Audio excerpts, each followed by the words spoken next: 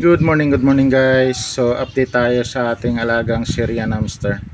So si Snow White guys, pangalawang clutch niya na ito.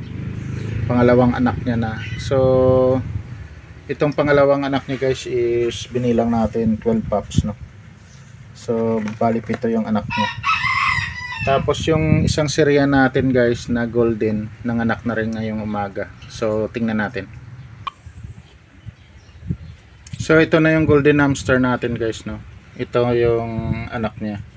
Bali 6 yung anak niya guys. So ibig sabihin paldo na naman tayo. So kay Snow White is 7, sa kanya 6. So 13 agad guys. So paldo na naman tayo nito guys.